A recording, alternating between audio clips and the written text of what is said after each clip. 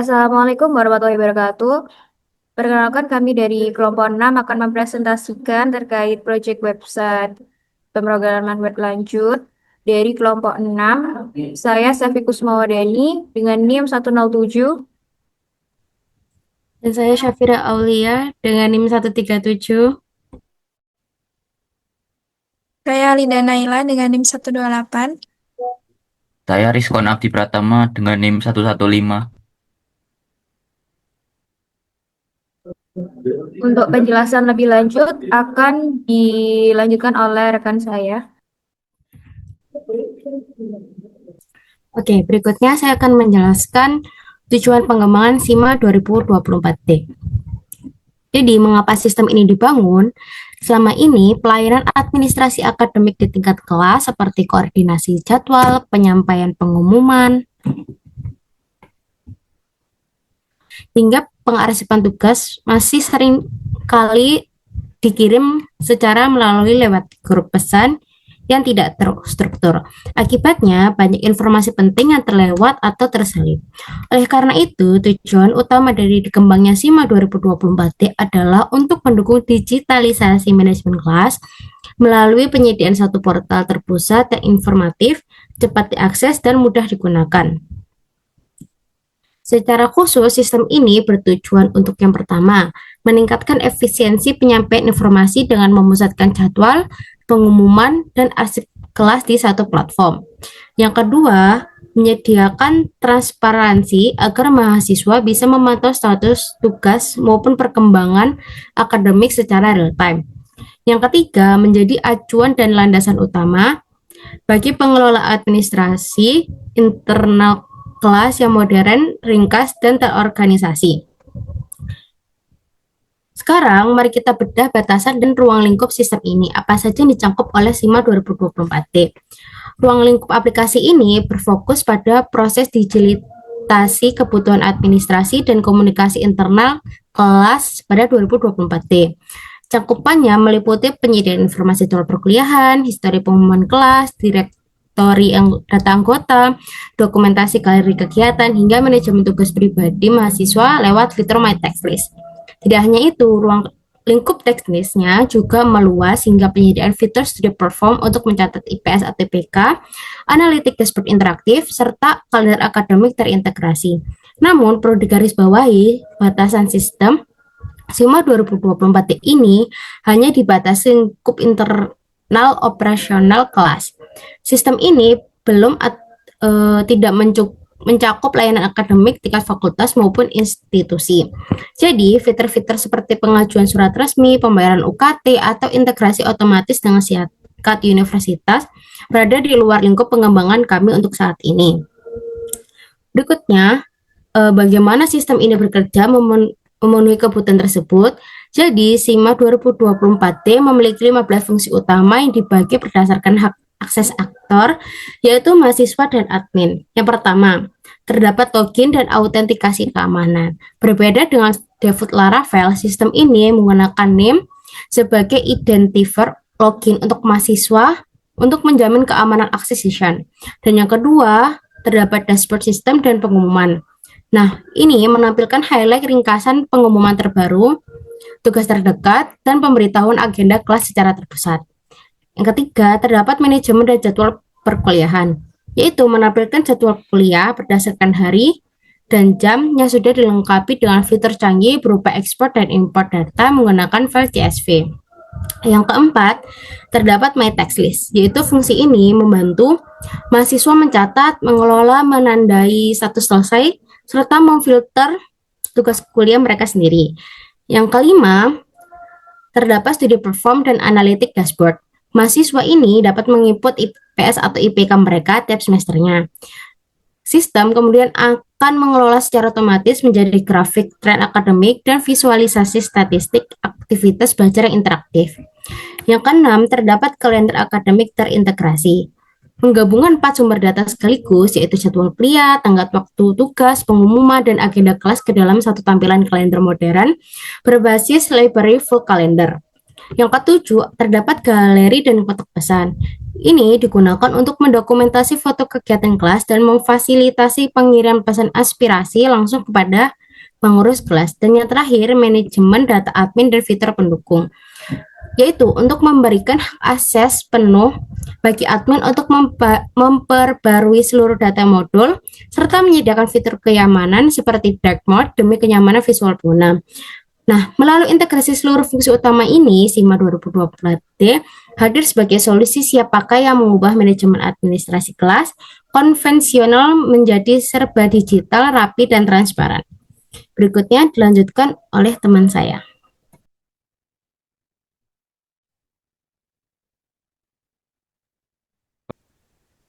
Baik, di sini saya akan melanjutkan bagian karakteristik pengguna.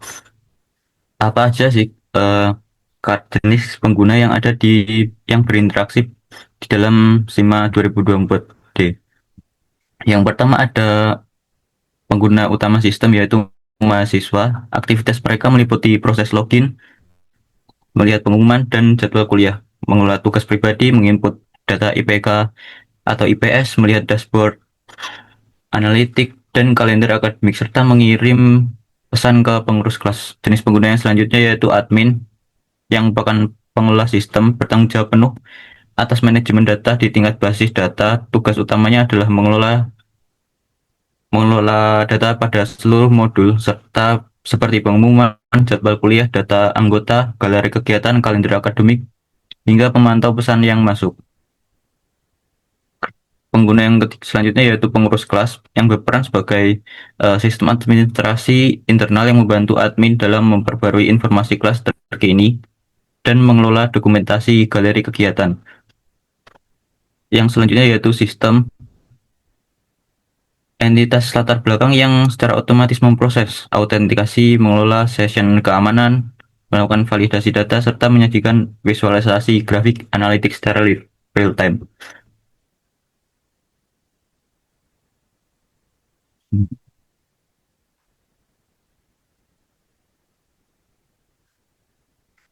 Selanjutnya di sini saya akan menjelaskan bagian arsitektur sistem. Di sini terdapat diagram arsitektur SIMA 2024D. SIMA 2024D ini mengimplementasikan pola arsitektur model view controller atau MVC yang memisahkan logika bisnis, representasi data, dan tampilan antarmuka. Di dalam ekosistem ini, data mengalir melalui komponen terintegrasi, mulai dari klien browser yang mengirimkan request, front-end UI yang menyajikan halaman web responsif, hingga back-end controller yang memproses logika bisnis sebelum berinteraksi dengan database server. Lalu bagaimana sih siklus sebuah request bekerja di dalam SIMA 2020 ini? Yang pertama, pengguna memicu aksi di browser yang kemudian mengirimkan HTTP request ke server. Ya, selanjutnya, request tersebut masuk melalui satu pintu gerbang utama di file public/index.php. Selanjutnya, HTTP kernel memproses middleware stack seperti validation session dan proteksi keamanan CCRF. Selanjutnya, router akan mencocokkan URL ke controller yang tepat, di mana controller tersebut akan memanggil model untuk mengambil atau mengubah data di database MariaDB via Eloquence ORM. Selanjutnya, controller mengembalikan data tersebut ke view blade untuk dirender menjadi HTML utuh dan ditampilkan kembali di layar browser pengguna.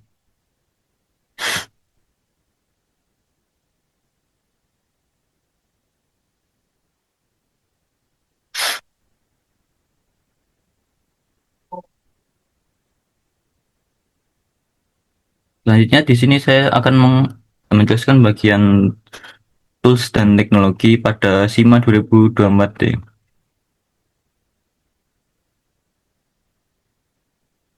Berikut adalah tools dan teknologi yang kami gunakan dalam pengembangan SIMA 2024D ini.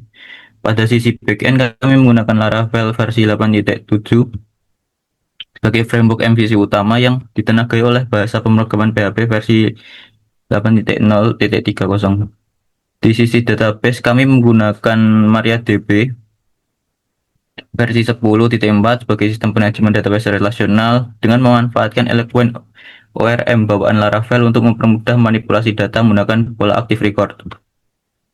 Pada sisi front end, tampilan antarmuka yang estetis dan responsif dibangun menggunakan framework Bootstrap v5.x bersama dengan engine template Laravel Blade. Selanjutnya ada beberapa library khusus untuk visualisasi data pada menu Study Performance dan Analytics. Kami mengintegrasi graphicharts.js v3.x, sedangkan untuk tampilan kalender interaktifnya kami menggunakan library for calendar v6.x. Selanjutnya pada bagian keamanan dan pengujian keamanan API kami menggunakan Laravel Sanctum untuk proteksi serangan cyber standar seperti input sanitization serta pengujian fungsional otomatis yang didukung penuh oleh framework PHP Unit.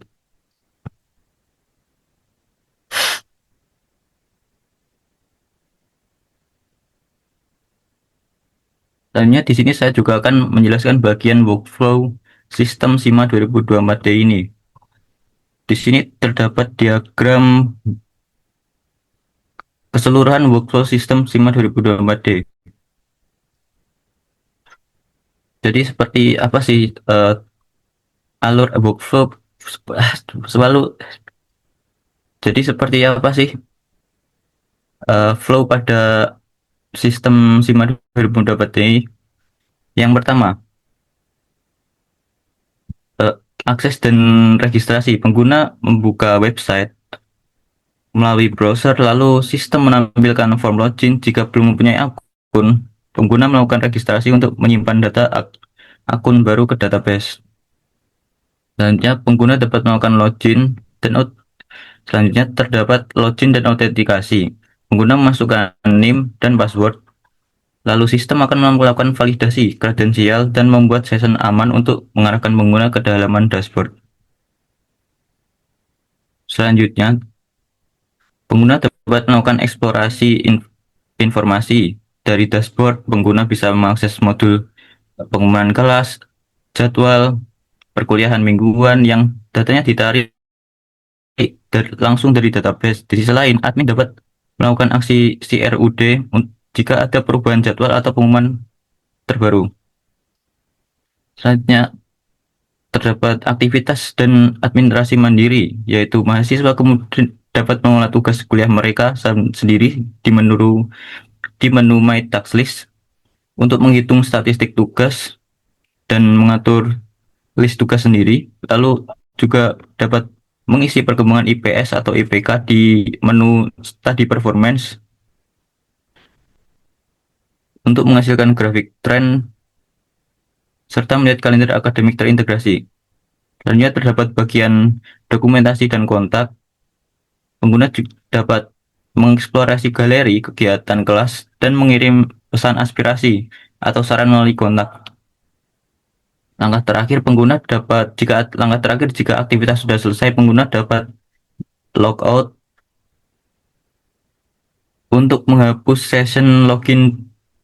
Langkah terakhir jika aktivitas sudah selesai, pengguna dapat melakukan logout untuk menghapus session login demi keamanan data akun.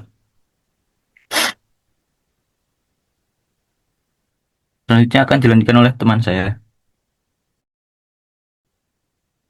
Jadi saya di sini akan menjelaskan terkait tentang struktur database, tentang environment setup, dan source code.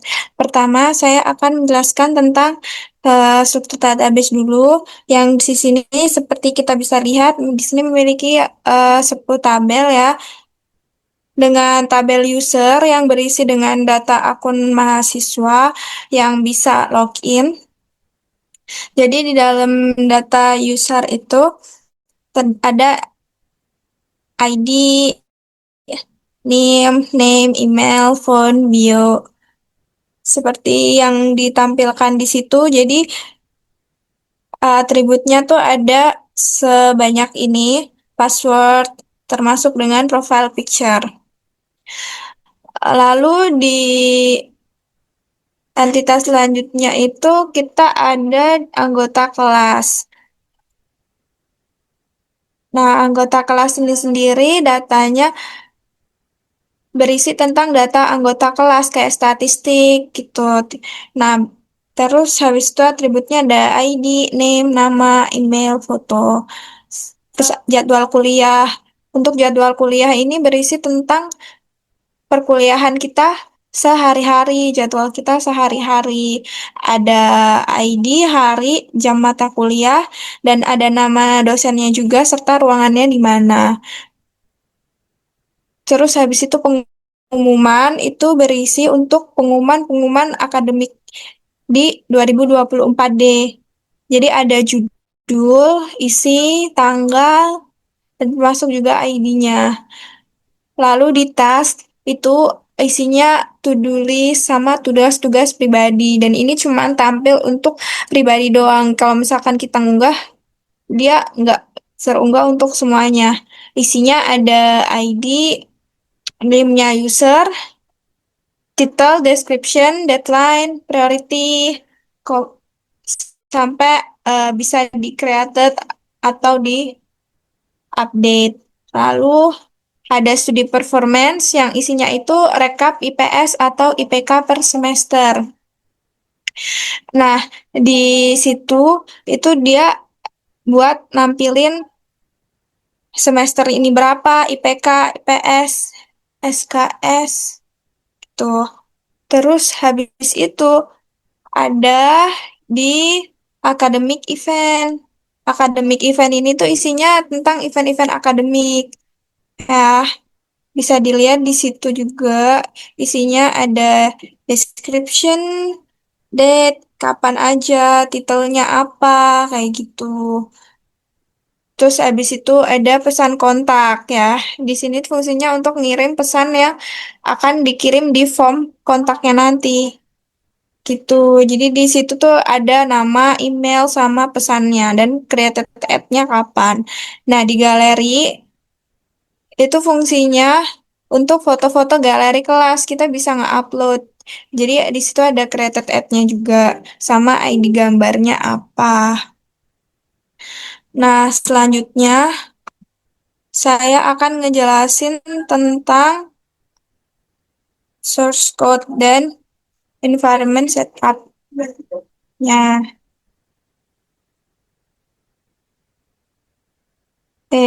Aku akan share screen di kodenya. Tunggu.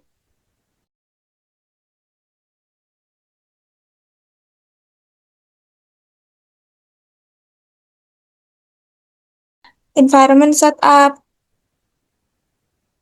Selanjutnya tentang environment setup. Environment setup sendiri kita itu pakai komponen frameworknya di Laravel 8. Kemudian bahasanya kita menggunakan PHP. Terus database-nya MySQL, MariaDB via XAMPP seperti yang udah tadi saya jelaskan dengan database name SIMA 2024D. Nah, selanjutnya saya akan menjelaskan tentang source code-nya. Di source code kita sendiri ini ada menggunakan konsep MVC, yaitu model view controller dari bawaan Laravel itu sendiri. Nah, pertama di sini ada controller. Controller di sini eh di sini ada banyak kan, di sini di controller nih ada out, ada page, ada profile controller, dan ini itu fungsinya untuk otak dari semua aplikasi yang ini. Jadi tempat logika bisnis dijalanin. Di sini totalnya ada 7. Jadi masing-masing itu dia untuk ngejalanin logika bisnis di sini. Nah, yang kalau misalkan di out controller ini di sini ngejelasin kalau misalkan kita nanti tuh loginnya pakai NIM. Terus dari page controller ini untuk ngurus semua halaman aplikasi kayak jadwal kuliah, pengumuman, galeri, foto, daftar anggota, sama form dan kontak gitu. Nah, kalau misalkan dari profile controller ini, dia buat ngelola halaman profil pengguna. Terus habis itu task controller untuk to-do list-nya, yang fitur to-do list kita. Terus habis itu study performance-nya untuk pencatatan nilai akademik. Lalu di academic controller itu di atas sendiri ini itu fungsinya untuk mengelola kalender akademik. Analytic controller di sini ada analytic controller juga. Itu fungsinya untuk menyiapkan data di halaman dashboard analitik. Terus selanjutnya itu ada models. Nah, di models ini itu untuk merepresentasikan data. Jadi setiap model ini mewakili satu tabel di database kayak misalkan galeri atau enggak kayak akademik, task user kayak gitu. Jadi semua tabel di database ini yang digunakan di controller untuk membaca dan menyimpan datanya. Terus habis itu di sini ada juga view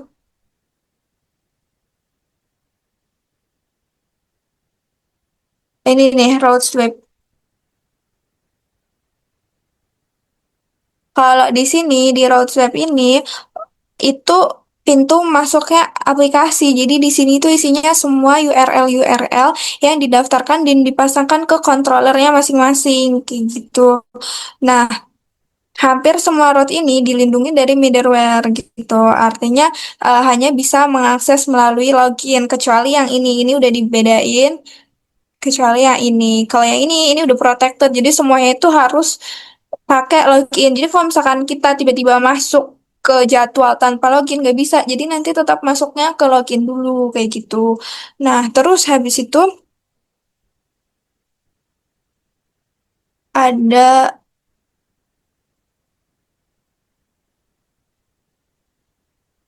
di view itu cuman tampilan yang bakal dilihat sama penggunanya doang. Jadi tempat engine bawaannya Laravel ada di situ nih. Gitu. Sekian penjelasan tentang source code-nya. Selanjutnya di sini saya akan demonstrasi terkait website SIMA 2024D. Di sini adalah tampilan dari login. Kalau kita belum memiliki akun, kita bisa klik daftar di sini dengan memasukkan beberapa isi, yaitu screening, nama lengkap, email, password, terus konfirmasi password. Kalau udah punya akun, kita bisa langsung ke login. Nah, di sini login dengan email saya, terus kita masuk ke dashboard. Nah, ini adalah tampilan dashboard dari SIMA 2024D. Di sini ada beberapa menu, yaitu tentang jadwal kuliah, pengumuman, metaslist, analytics, studi performance, kalender akademik, galeri, anggota kelas, dan juga kontak. Di sini adalah tentang menunjukkan informasi dari kelas 2024D. Lalu di sini juga ada jadwal kuliah. Kita bisa search jadwal kuliah dari kelas 2024D. Misal kita search berdasarkan mata kuliah, dosen, ataupun ruang. Di sini kita coba search berdasarkan mata kuliah. Misal kita search web. Nah, di sini akan muncul mata kuliah pemrograman web. Atau kita juga bisa search berdasarkan nama dosen. Misal kita search, maka muncul mata kuliah yang diampu oleh kelas ini. Selanjutnya kita juga bisa search berdasarkan ruangan juga. Dan di sini ada menu juga, kita search berdasarkan hari. Misal kita search hari Senin, maka muncul mata kuliah yang eh, dilakukan pada hari Senin. Terus kita juga bisa ekspor maupun import CSV. Di sini kita ekspor CSV. Akan mendownload file CSV dari jadwal kuliah. Lalu selanjutnya ada pengumuman. Di sini ada beberapa pengumuman dari kelas 2024D. Lalu juga ada metasis. Di sini untuk menambahkan tugas, bisa kita klik kita mengisi tugas program web. Terus deskripsinya adalah membuat website. Lalu kita masukkan deadline-nya bulan 11 dengan prioritas bisa rendah, sedang, ataupun tinggi. Klik tinggi, lalu kita klik tambah tugas. Nah, tugas berhasil ditambahkan dan akan muncul di sini. Apabila tugas selesai dikerjakan, maka kita bisa klik selesai dan akan masuk ke tugas yang ditandai telah selesai.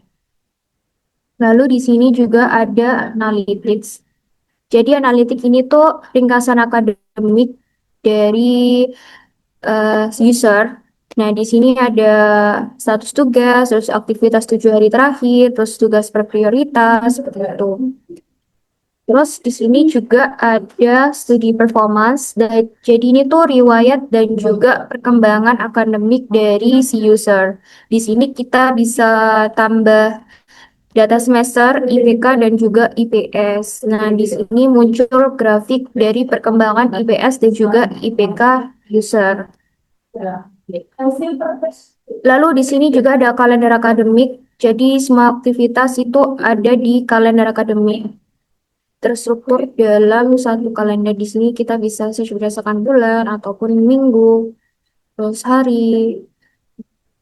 Terus ini daftar keseluruhan dari jadwal. Lalu di sini ada bagian galeri kegiatan untuk dokumentasi dari kelas 2024. Kita bisa drag and drop foto. Nah, kita tinggal pilih foto yang mau ditambahkan, lalu kita bisa kasih deskripsi, terus unggah foto, dan hasilnya akan muncul di bagian sini. Terus di sini ada anggota kelas 2024D. Kita bisa search berdasarkan nama ataupun name. Misalnya nama saya, nah kan muncul nama saya sendiri. Terus di sini juga ada fitur kontak. Kita bisa mengirim pesan ke kelas 5 2024D. Di sini juga terdapat fitur profil saya. Nah, ini bisa diedit sesuai dengan keinginan si user, bisa edit password ataupun ganti foto profil, seperti itu. Kalau sudah menggunakan website SIMA 2024D dan tidak menggunakannya lagi, kita bisa klik logout dan selesai. Sekian demonstrasi aplikasi website dari SIMA 2024D. Untuk itu, saya akhiri dari presentasi kelompok 6 terkait proyek UAS pemrograman berlanjut. Terima kasih.